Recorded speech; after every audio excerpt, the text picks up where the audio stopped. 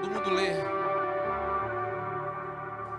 Todo mundo lê o livro de Apocalipse com medo. As pessoas têm uma certa resistência ao livro de Apocalipse. E tem muitas teses para o livro. Muitas interpretações. Tem muitas teorias. Mas eu quero te dizer para mim o que significa o livro de Apocalipse. É a volta do meu Jesus. As 5 primeiras palavras do livro de Apocalipse é a revelação de Jesus Cristo de Nazaré. A revelação de Jesus Cristo. E talvez você se perca com o dragão, com a serpente, com os cavalos. Talvez você se perca com as trombetas. Mas o foco do livro de Apocalipse é a vitória definitiva daquele que morreu na cruz, ressuscitou no 3º dia, ascendeu aos céus e vem buscar a sua noiva. Por isso, leia esse livro com expectativa. Leia ele imaginando o nosso Jesus atravessando o reino dos céus e entrando no nosso. Aleluia. A maioria de vocês tem a metade ou menos da minha idade. E tem uma coisa muito interessante sobre isso. É que todos nós nascemos num filme que já começou, que é o filme da vida. O cristianismo tem mais de 2000 anos. Então a gente sempre nasceu e o filme já estava rodando. E às vezes a gente não entende tudo, porque é como aquela pessoa que chega no cinema e o filme está na última cena ou no meio e você depois não entende mais nada. Esses dias eu com meu filho, a gente foi assistir um filme, né? Com os meus 3 garotos. Lembra, Rafael? Nós chegamos uns 10 minutos atrasados naquele filme. E aí a pergunta era: como é que aquele cara entrou naquele lugar? Todo mundo do cinema estava entendendo, mas a gente não. Aí quase depois de uns 30 minutos que a gente falou: entendi. Pois é. Eu vou ler Atos para você aqui agora. Atos capítulo 7. E eu vou ler só 2 versículos. E eu vou te colocar na mesma situação de um cara que chega no final do filme.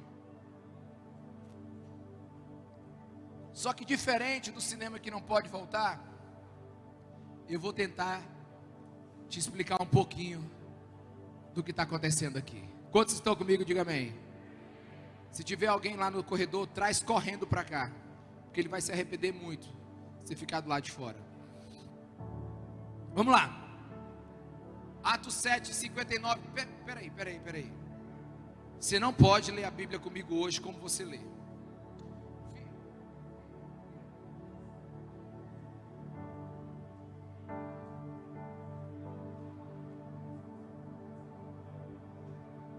Então, por que você não pode ler a Bíblia do jeito que você sempre lê? Eu quero que você leia a Bíblia agora com a sua imaginação, tá? Atos 7, versículo 59, diz assim: enquanto apedrejavam Estevão, este orava: Senhor Jesus, recebe o meu espírito.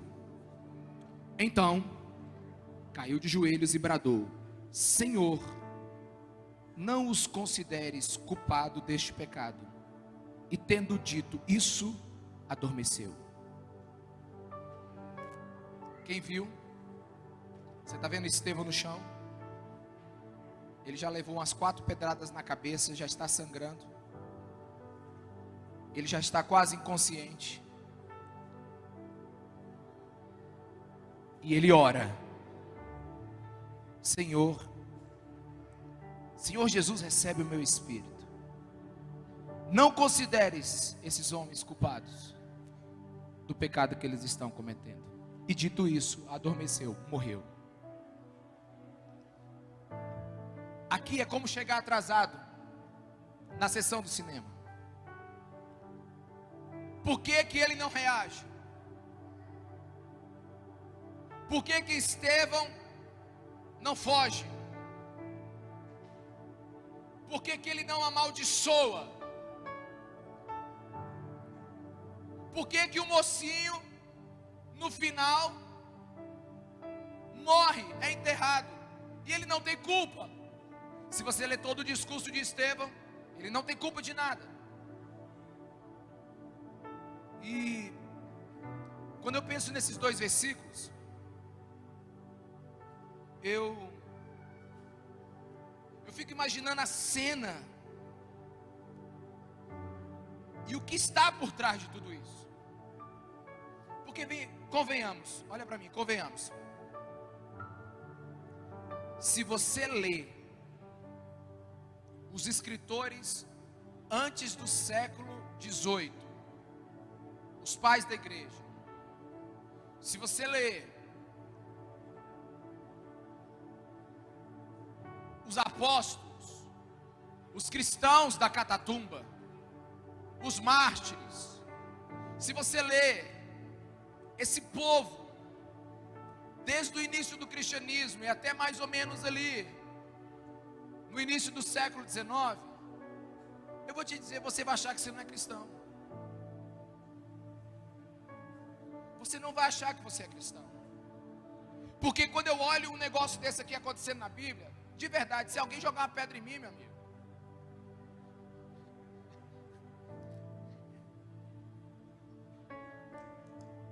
então, o que está por trás disso? Por que que Estevão teve essa reação?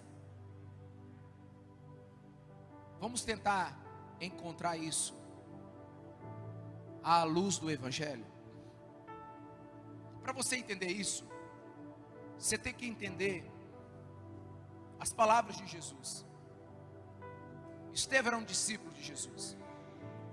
E Atos 1:8 diz assim: mas vocês receberão poder quando o Espírito Santo descer sobre vocês, e serão minhas testemunhas.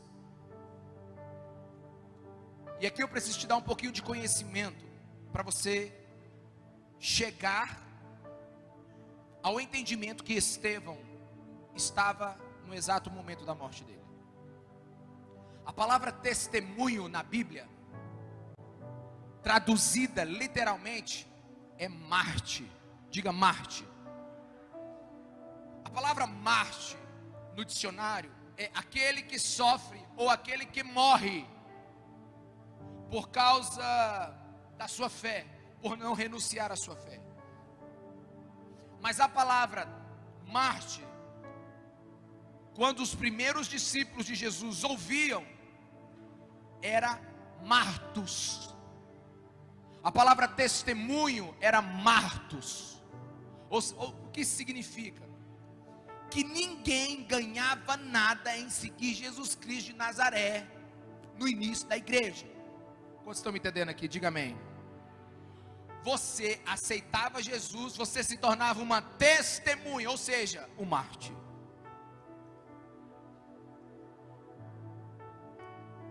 Você aceitava Jesus, você se tornava um mártir.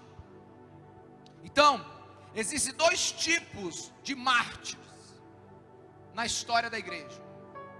Existem dois tipos de martírio. Existem dois tipos de testemunha na história da igreja, especialmente no livro de Atos. O martírio da vontade e da vida, e o martírio da vontade e não da vida. Eu preciso que você entenda isso. A gente está subindo um degrau de entendimento aqui, amém? Então existiam testemunhas que morriam, e existiam testemunhas que não morriam,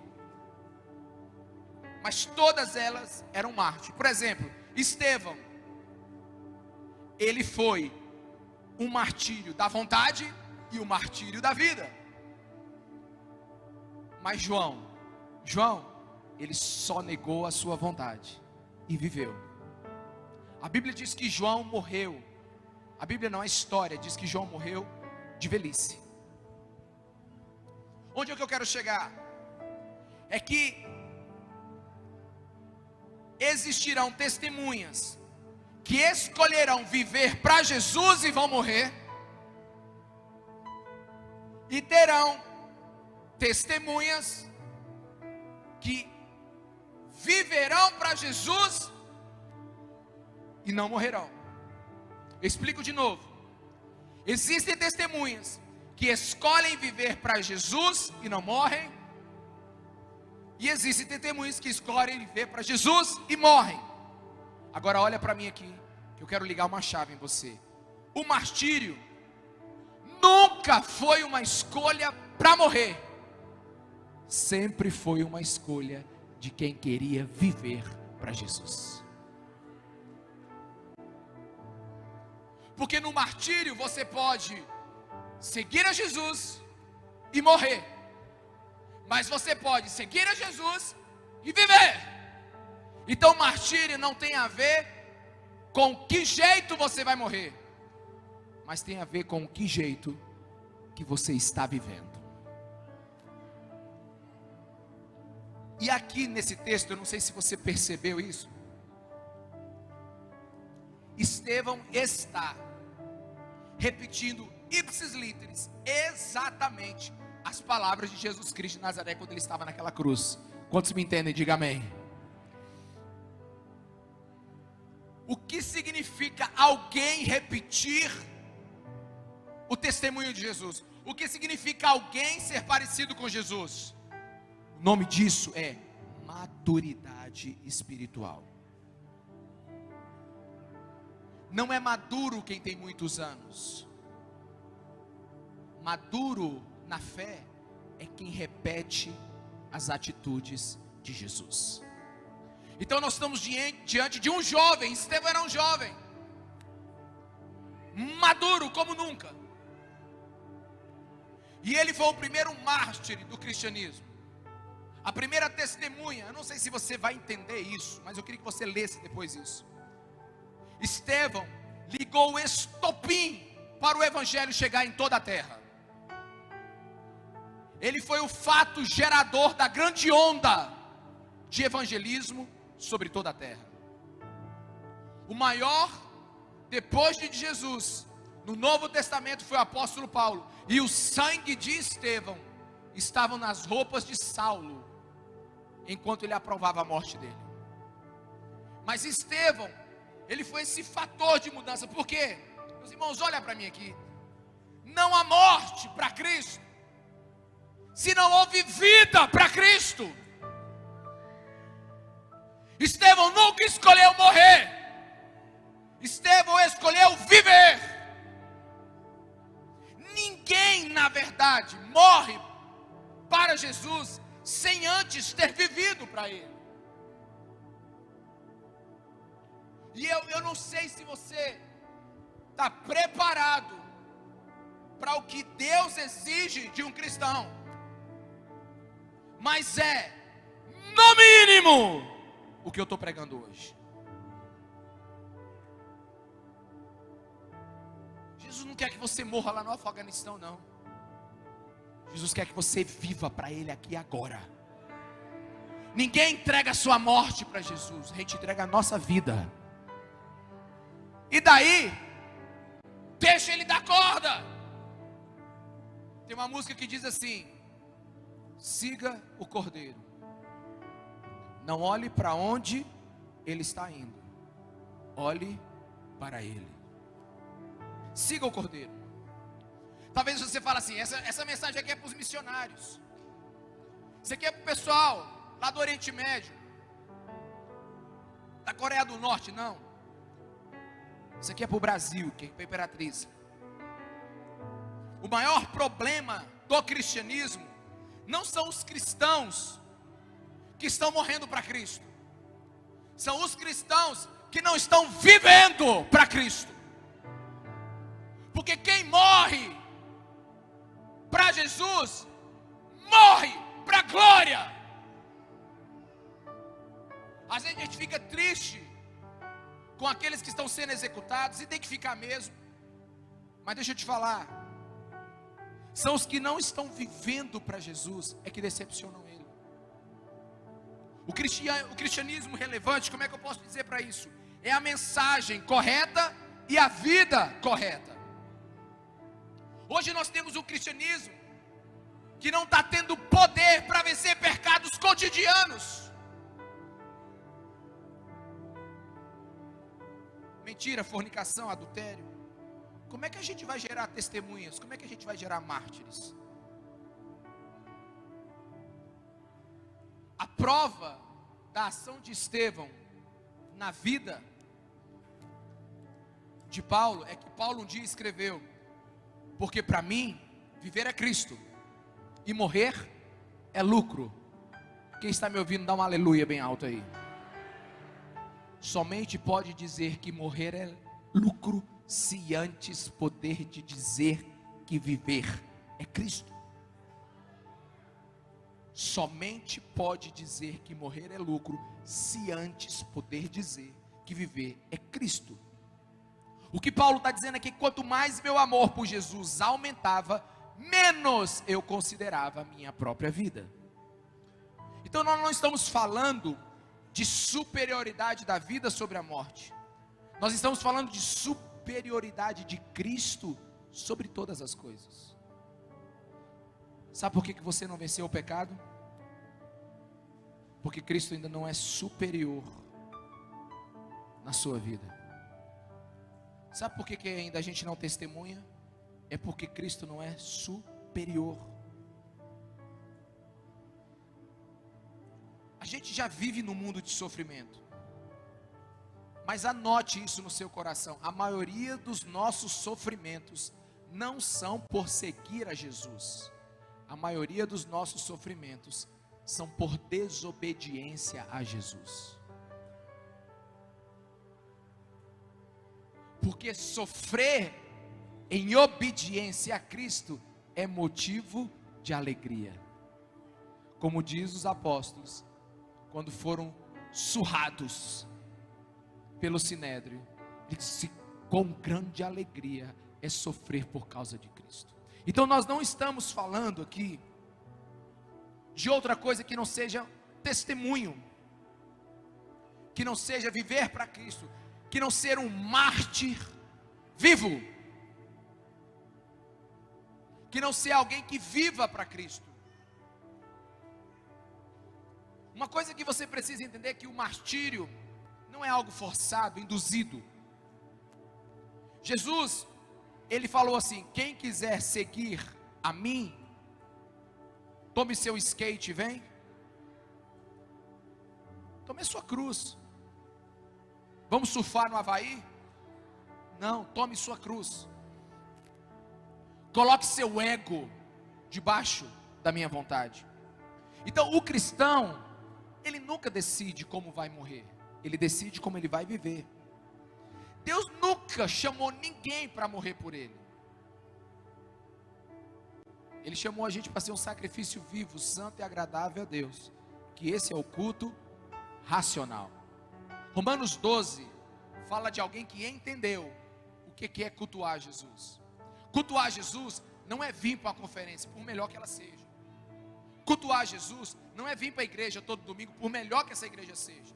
Cultuar Jesus não é fazer uma célula, por melhor que ela seja boa. Não, cultuar Jesus é você entregar o seu corpo como sacrifício santo e agradável a Deus. E é porque você entendeu o que está fazendo. Quando tem gente que fala assim: eu amo tanto Jesus, mas eu não entendo. É tanto amor que eu não quero entender nada, eu só quero me lançar para Ele. Pronto, não é um culto inteligente. Porque Jesus, Ele não quer que você morra por Ele. Ele não quer que você venda seus bens por causa dEle. Jesus não quer que você faça nada por Ele. Jesus quer que você siga a Ele. Olha, deixa eu te falar, uma pessoa me perguntou uma vez assim: pastor, eu preciso entregar tudo para Jesus? Não, só entrega o que Ele pedir.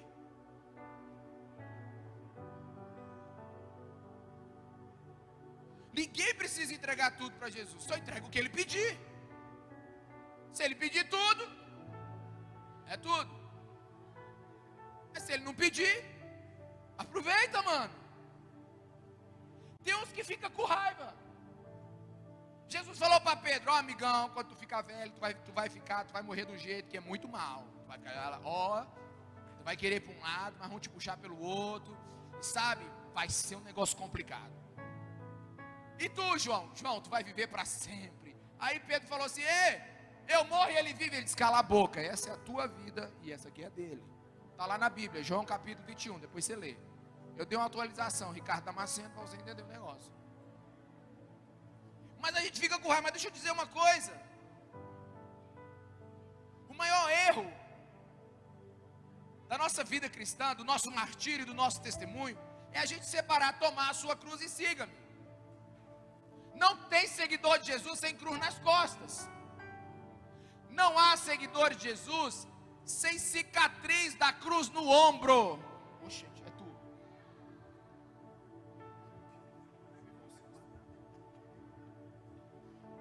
Olha para o irmão do seu lado, vê se ele tem pelo menos um calinho aqui em cima. Porque se não tem o calinho, meu amigo, não está carregando a cruz. Deixa eu te falar, ei, sabe qual é a coisa boa depois de você passar dos 40 anos?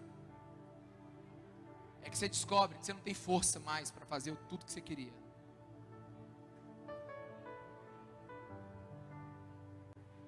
Você vai entender isso. O reino de Deus não se move por força, se move por renúncia.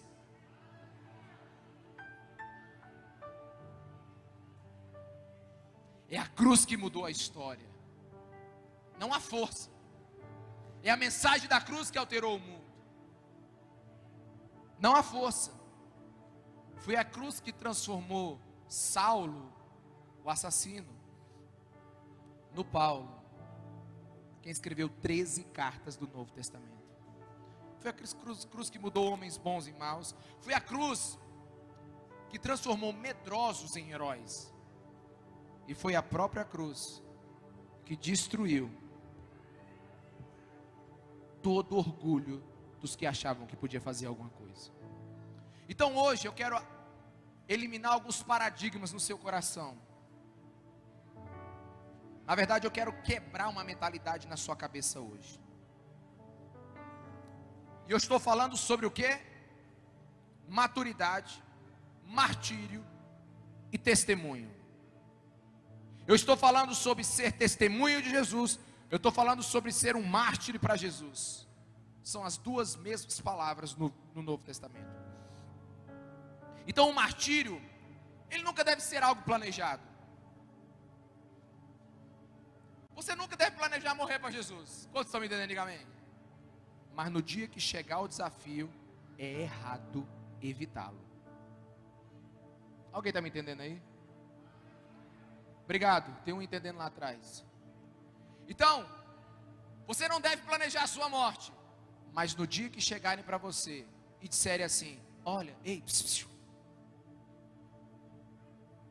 tem nenhum problema você transar antes do casamento. Tem nenhum problema você fazer isso. Tem nenhum problema você fazer, isso é besteira. Nega a sua fé aqui só um pouquinho. Você não planeja, mas você nunca pode evitá-lo quando a hora de desafio chegar. Você vai ter que testemunhar.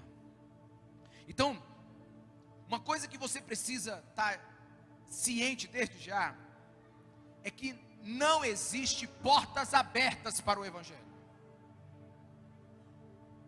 Só existe resistência. Eu posso ouvir um amém? Não existe caminho fácil para ser cristão. Só existe resistência.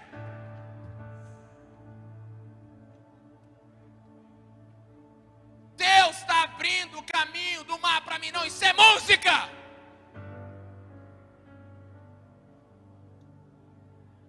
Não existe caminho fácil para ser cristão. Ou você abre as portas e empurra o teu testemunho em meio a tanta tentação, filosofia, sociologia, psicologia falsa no mundo hoje, ou você nunca será uma testemunha de Jesus Cristo de Nazaré.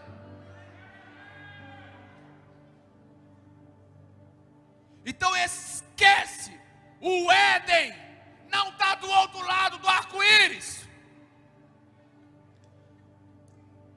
O Éden só está quando Jesus Cristo voltar, e até lá tem que ter sangue no olho. Você vai ter que esperar a resistência. Enquanto apedrejavam Estevão, esse orava. Meu irmão, a gente não ora nem no ar-condicionado. O homem está orando no apedrejamento.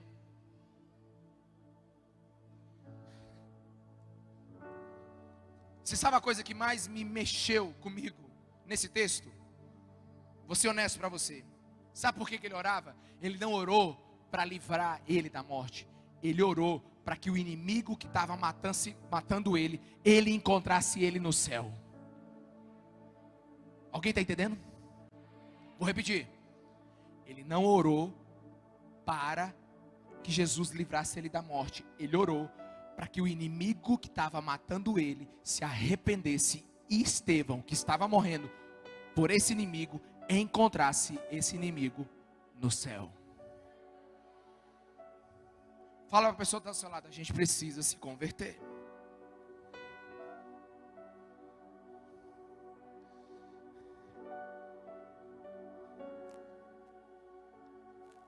E a gente quer ser servo de Jesus com um monte de gente que faz mal para a gente e a gente não fala. Estevão está pedindo para o inimigo encontrar ele lá no trono da adoração. É um negócio espetacular. Aí talvez você fala assim, porque como a minha formação é direito, eu sempre leio as coisas perguntando: e se isso acontecesse? E se isso? Eu fiz uma pergunta aqui. Mas eu não vou precisar viver esse tipo de testemunho. Eu não vou para terras distantes. Eu não vou para a Coreia. Eu não vou para o Oriente Médio. Deixa eu te falar uma coisa aí. Depois você pega seu texto e observa. Estevão estava sendo apedrejado pela igreja que ele ia visitar todo domingo. Ele estava morrendo em casa. Eram os mesmos professores que ele tinha nas sinagogas que estavam matando ele agora. Alguém está me entendendo? Diga amém. Então não espere para muito longe. Você vai ter que aprender a ser mártir aqui e agora. Imperatriz está precisando. Sabe, Estevão estava sendo morto no seu próprio ministério local. É louco demais isso, né? Isso é interessante. Por quê? Porque você precisa mudar esse paradigma que você só vai sofrer quando você estiver longe daqui. Ou você só precisa ser um cristão forte quando for para a África, quando for para Malásia, quando for para Congigina. Deixa eu te falar uma coisa: você precisa ser um cristão violento para o seu vizinho. Teu vizinho tem que ver alguém que testemunha e que vive e morre para Jesus Cristo de Nazaré. Eu posso ouvir um amém? Por quê? Agora vem a coisa mais difícil. A mais difícil que eu quero explicar nessa noite. Esse sufoco. Jesus, ele não está preocupado com a sua não morte.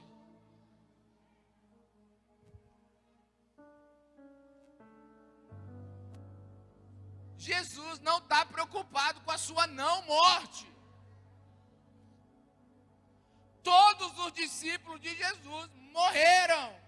E morreram novos. E morreram de muito, muito feio a morte desses caras. Ei, você não está sentindo assim? Teus músculos espirituais, tua coluna vertebral no espírito engrossando, não. Jesus não está preocupado com a sua não morte. Oh Deus, eu quero viver até os 80 anos. Deus não está preocupado com essa oração. Deus está mais interessado em como você vai viver do que como você vai morrer. Porque para quem vive para Jesus, a morte não é uma interrupção. A morte é um momento da vida. Agora a gente começa a entender porque Estevão não saiu vazando naquela hora. Porque ele viu os céus abertos e Jesus à direita de Deus e dizendo assim: meu garoto, arrebenta, porque esse é o seu melhor momento de existência.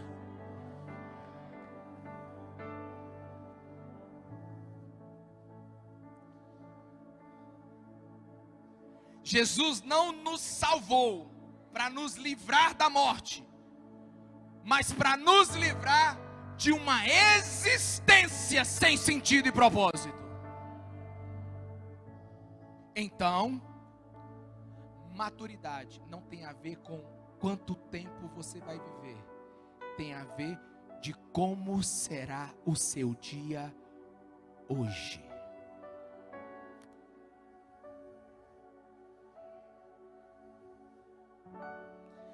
A gente não vive para o futuro, a gente vive para esse próximo respirar que você está dando agora. Alguém está me entendendo?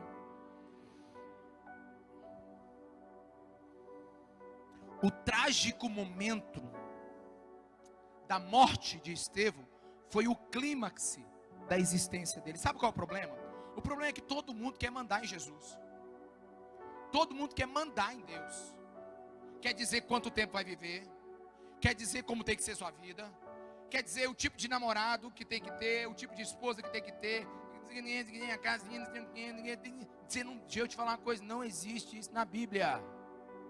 Na Bíblia só tem uma coisa: tome a sua cruz e siga-me. E o restante do versículo, xarape.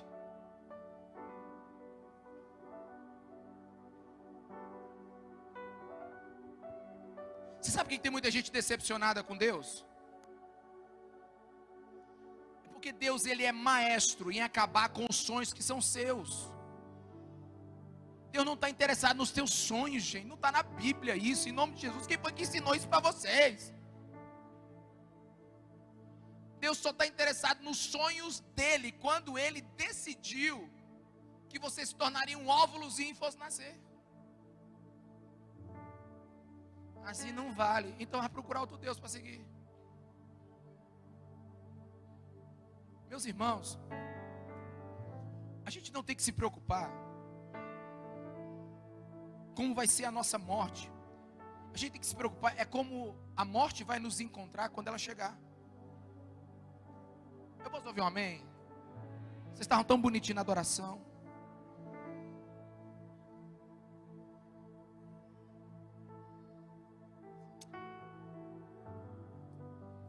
O milagre. Eita.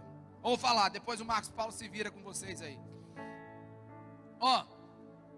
Alguém escapou de um acidente. Aí a pessoa diz: é um milagre. E agora essa pessoa vai servir Jesus. Meu irmão, você entendeu tudo errado. O milagre muitas vezes não aconteceu para livrar essa pessoa da morte. O milagre aconteceu para que essa pessoa começasse a viver correto.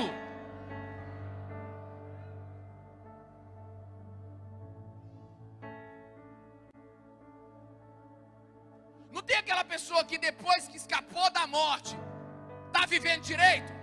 Pois é, o milagre não foi Jesus ter livrado ela da morte. O milagre foi Jesus ter dado uma oportunidade para aquela criatura começar a viver para a honra e glória dele. Tem gente que somente encontrou Jesus no momento da sua quase morte. E no momento da sua quase morte é que ele começou a ter a sua vida verdadeira. Então o milagre nunca foi poupar alguém que morre. O milagre foi para ressignificar a existência dessa criatura que nunca viveu. É por isso que Paulo, quando viu Estevão morrer, brasas vieram para a cabeça daquele cara. E depois dali, ele não teve medo mais da morte. Ele teve um encontro poderoso com Jesus no caminho de Damasco. E dali para frente, ele se tornou alguém que você não tinha, Paulo era o melhor pregador para você enviar para qualquer igreja. Melhor pastor. Porque ele disse que perdeu todas as coisas para ganhar a Cristo. Então se roubasse ele, não fazia sentido. Ele disse que não vivia mais ele, mas Cristo. Então se você ameaçasse ele de morte, ele, ó, se você me matar eu encontro o Cristo. Se você não me matar eu vivo o Cristo. Uma coisa boa. Então, quando uma pessoa entende o Evangelho, ela muda a sua perspectiva de vida. É por isso que no nosso passado, quando se ouvia sobre testemunha, se ouvia uma palavra martírio. Quantos estão me entendendo? Diga amém.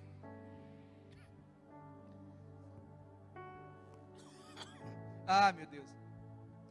Outra coisa, Jesus não promete vida futura. Ele só promete vida eterna. Não tem vida futura, só tem vida eterna. O cristão, meu irmão, deixa o Espírito Santo falar o teu coração aí. O cristão não celebra vida depois da morte. A gente só pode celebrar a vida antes da morte. Amém? Não tem purgatório, neném. Não dá para reencarnar. Ou você celebra a vida antes, ou depois não tem vida. Na verdade, não tem vida depois da morte. Só tem vida antes da morte se você encontrar Jesus. Porque se você não encontrou Jesus antes da morte, depois da morte só tem a segunda morte, e aí já era.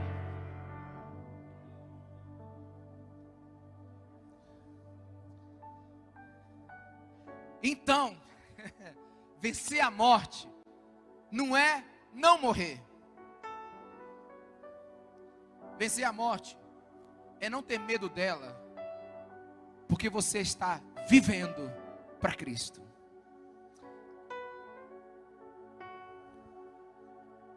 Peraí, olha para mim aqui, vou devagar. Jesus não venceu a morte vivendo. Jesus venceu a morte morrendo na cruz. Alguém está me entendendo? Alguém está me entendendo? Você sabe como é que a gente vence a morte? É conhecendo a vida antes da morte. É por isso que Estevão não tinha medo da morte. E é por isso que ele orou na hora da sua morte.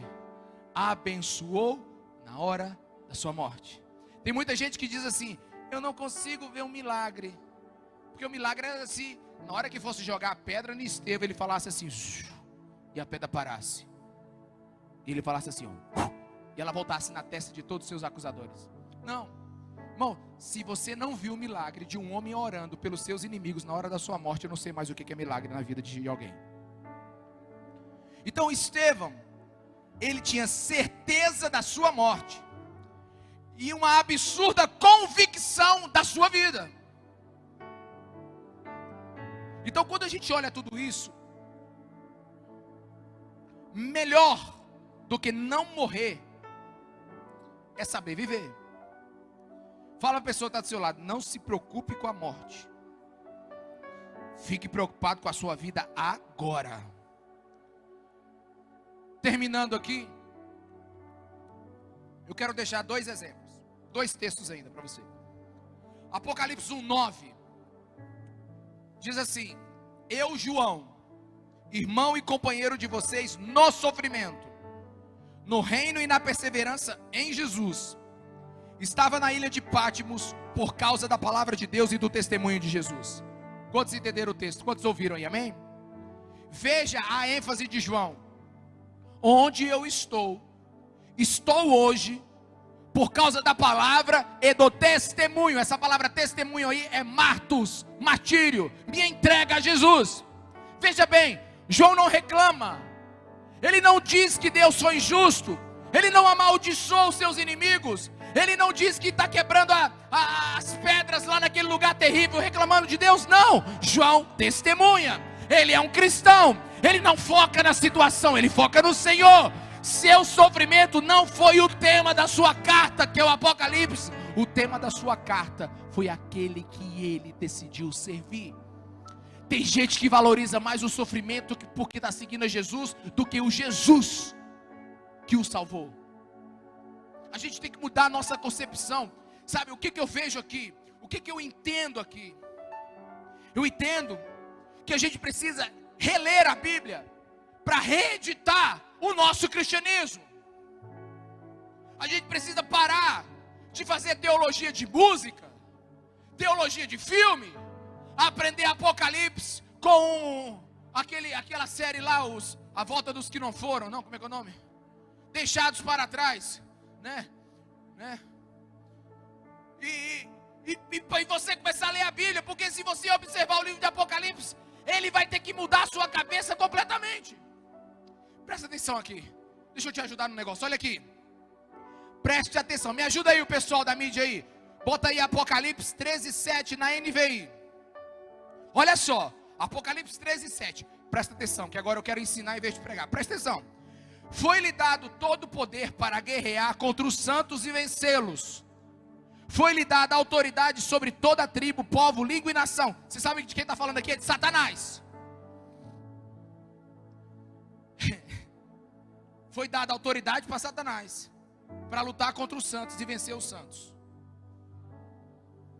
Beleza? Beleza? Agora bota aí Apocalipse 12:11. Eles o venceram pelo sangue do Cordeiro e pela palavra do testemunho que deram diante da morte, e não amaram a própria vida. Ok? Agora ele está falando aqui dos que morreram. Se você pegar esses dois versículos, fazer um paralelo por eles, você vai entender o seguinte: Apocalipse 13:7, Satanás vence os santos ao matá-los. Apocalipse 12:11, os santos vencem Satanás ao morrerem sem negarem Jesus Cristo de Nazaré.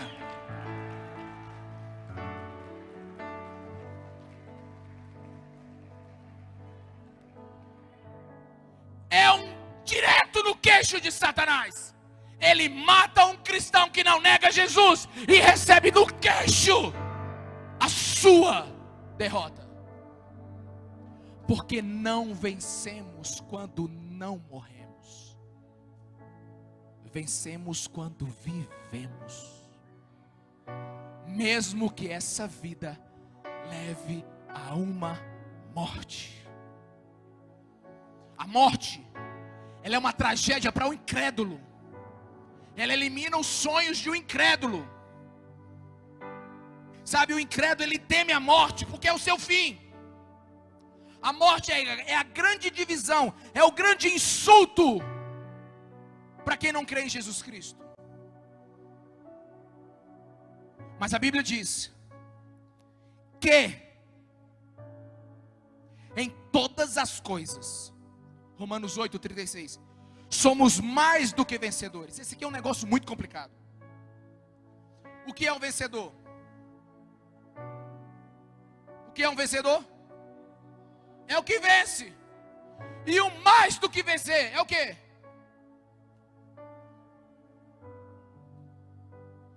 Se o vencedor vence, o que é mais do que vencer? Quem vence duas vezes é bicampeão. Venceu de novo. Na Bíblia, preste atenção. Na Bíblia, vence quando alguém ora por uma situação, por uma doença, por uma circunstância, e ela é vencida, é curada. Você está com câncer, ora pelo câncer, e o câncer é curado. Você está com Covid, 80% do pulmão tomado, você ora, e a pessoa é curada. Isso é vencedor, amém? Agora o que é mais do que vencedor? É quando você está com câncer e ora, e o câncer não é curado, e ele vai tomando o seu corpo, metástase para todo lado, e toda vez que alguém pergunta para você: e aí, como é que você está? Ele disse: louvado seja o nome de Jesus Cristo de Nazaré. O mais do que vencedor não é o que não sofre. O mais do que vencedor é que quando sente o sofrimento, Satanás e os seus demônios, sabe, chicoteiam ele, mas ele ainda se torna devoto de Jesus Cristo de Nazaré. O vencedor vence. O mais do que vencedor é quando o inimigo, vencendo ele ainda não nega Jesus Cristo de Nazaré. O cristão mais poderoso não é o que está no alto da montanha, é o que está no alto do seu testemunho, no vale do sofrimento. Deixa eu te falar uma coisa para você. Esse é o cristianismo de aço. É o cristianismo de Atos. É o cristianismo dos apóstolos. É o cristianismo da igreja. O vencedor na Bíblia não é o que vive ou morte. Não é o que experimenta a vida ou o que experimenta a morte. O vencedor na Bíblia é o que testemunha. Talvez você fale tudo isso, pai, é muito exagerado, pastor. É muito exagerado. É muito romântico. Parece mais filme do tempo dos bárbaros, onde todo mundo vivia com a espada na mão. Deixa eu te falar uma coisa, olha para mim aqui. Eu não sigo um Jesus sem marcas. O meu Jesus não é um homem de ferro que tem uma armadura. Você sabe quem eu sigo? Eu sigo um Deus, Criador de todas as coisas, que se fez homem, viveu nessa terra, foi amamentado por sua mãe, fez cocô e xixi, levou marmita para o seu trabalho, se cansou depois de um dia de trabalho, dormiu e roncou. Eu sigo alguém que não foi uma pessoa intacta, não, mas eu sigo alguém que foi morto numa cruz. Aquele que poderia descer, decidiu sofrer por mim. Quem poderia imaginar um criador do universo com a carne rasgada por pregos romanos? Quem poderia imaginar o Salvador do universo como João 1:29, eis o Cordeiro de Deus que tira o pecado do mundo? Quem imaginava o Criador do universo escondido num cordeiro destinado a ser abatido por causa dos meus pecados? Jesus foi morto na flor da idade, sua honra foi quebrada, ele foi empurrado, ferido, cuspido, espancado. Ele foi abandonado por Deus para que eu não fosse abandonado.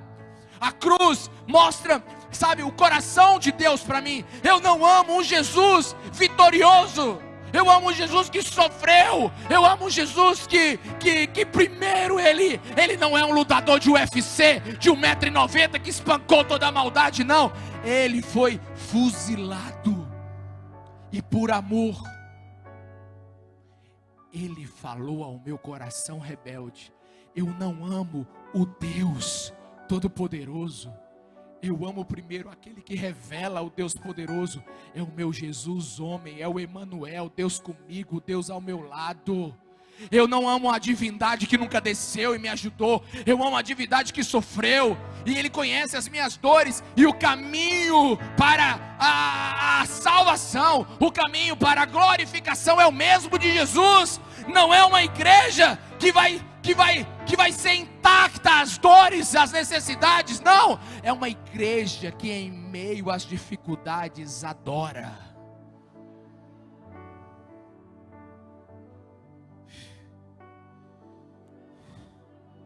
O sofrimento de Jesus é o pavio que incendeia o coração do adorador. É por isso que a Bíblia diz que a cruz é uma loucura. Tire a morte de Jesus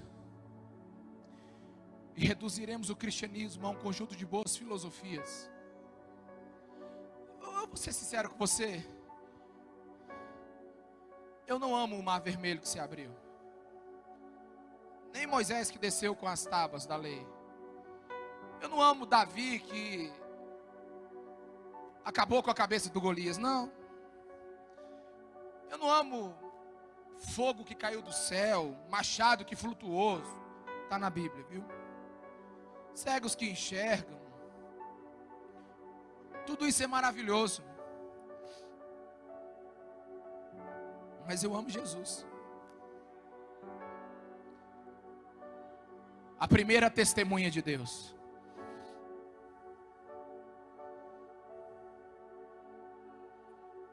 O espírito da profecia. Sem Jesus eu estaria perguntando ainda o que eu sou, para onde vou. Sem Ele eu não existiria. Você sabe por que nós estamos fincados em amor por Jesus? Porque foi Deus morrendo numa cruz que maravilhou todos os santos da história da igreja, aterrorizou todos os demônios do inferno e humilhou todas as filosofias desse mundo. Eu amo aquele Jesus que morreu nu numa cruz romana,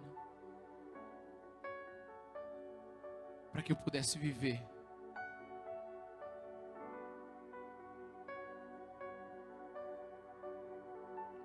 Sabe por que a igreja não ama tanto Jesus como deveria?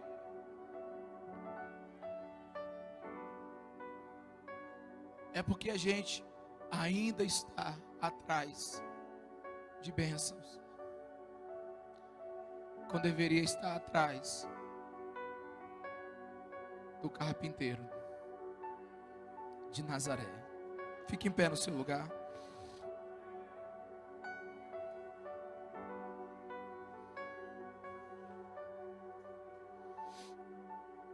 Feche seus olhos.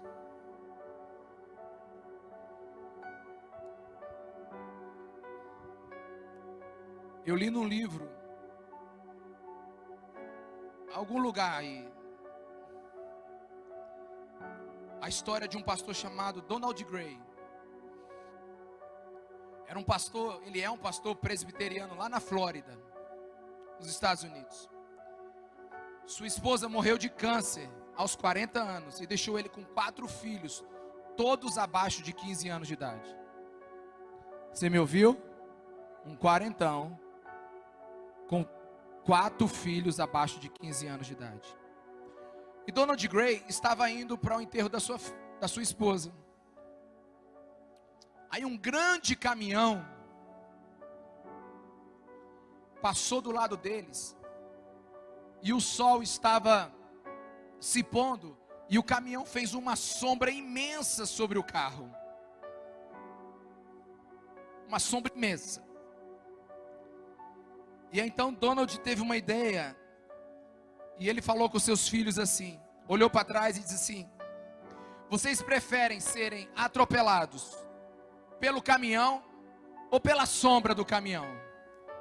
O mais velho de 11 anos dele disse assim: claro que é pela sombra. Aí ele olhou nos olhos dos 4 filhos e disse assim: sua mãe, por causa de Jesus Cristo de Nazaré, não foi atropelada pela morte, mas apenas pela sombra da morte. Esse é o espírito do cristianismo. Esse é o espírito da igreja dos últimos dias. Qualquer outro espírito é espírito estranho e indigno da cruz de Cristo. Nós vivemos um tempo onde uma dor de barriga impede um cristão de ter comunhão com Deus, de ir para a igreja. Qualquer decepção é motivo de abandonar a fé. Deus quer nesse tempo martírios, sabe, mártires, testemunhas. Nós só precisamos entender. E eu quero te deixar o último texto dessa noite. Você sabe por que eu preguei isso aqui hoje? Eu preguei isso hoje porque a vida é um sopro. Porque morrer é lucro. Porque a vida é obediência. Por causa do mandamento, não tome meu nome em vão. Porque viver é Cristo.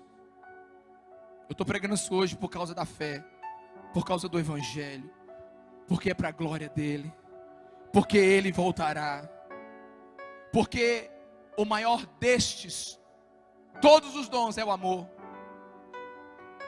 por causa de Apocalipse 21, por causa da esperança, por causa da história que ainda não acabou, Porque espadas serão transformadas em arados e lanças em foices, porque bombas não deveriam ser lançadas, porque ele se fez carne e habitou entre nós, porque ele disse: vão e anuncia a todos, porque ele continua dizendo: vão e anuncia a todos, porque não há nada mais importante do que isso, porque todas as nações precisam de um testemunho, porque os não alcançados merecem mártires, porque muitos ainda não ouviram.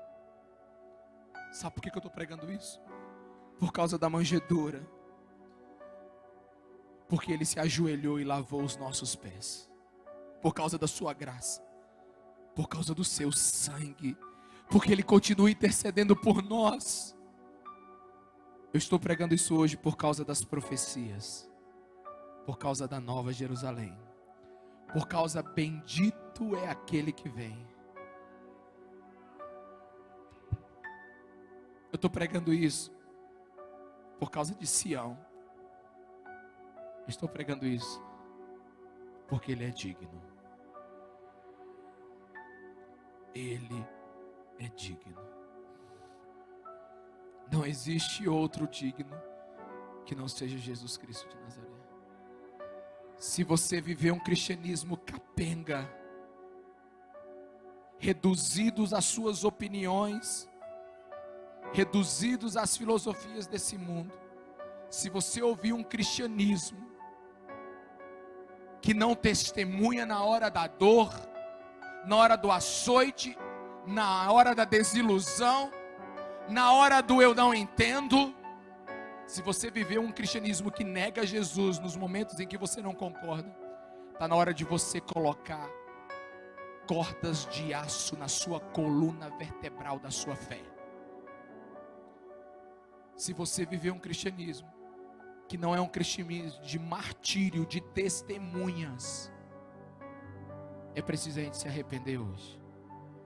E se essa palavra é para você, e você quer recomeçar algo novo na sua vida, eu queria que você viesse aqui à frente, se ajoelhasse, como se estivesse entregando um novo tempo para Jesus. Pode sair do seu lugar.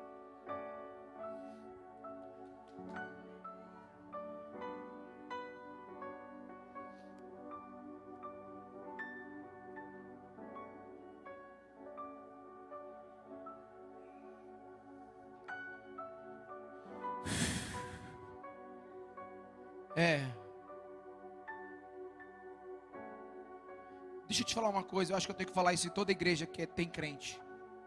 Não é porque você vem para a igreja que você é crente não, viu? Conheço crente de 40 anos que não é salvo. Ele é tão crente que acredita que é salvo. Mas só é salvo quando o Espírito Santo colocou no seu coração que Jesus Cristo é o Senhor, Senhor e Salvador da sua vida. Se isso entrou no seu coração hoje como verdade, sai do seu lugar, porque é dia de você nascer de novo.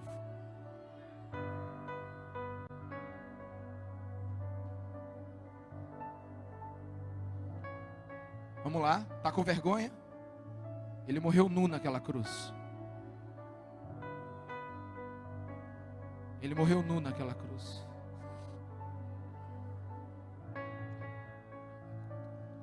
Aleluia.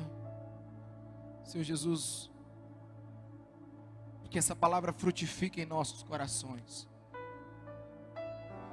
Que essa palavra toque em nossos corações. Que essa palavra mude os nossos corações. Que essa palavra altere os nossos corações. Que essa palavra renove os nossos corações. E eu te peço, Espírito Santo de Deus, revela Jesus Cristo neste lugar. No nome de Jesus. Amém.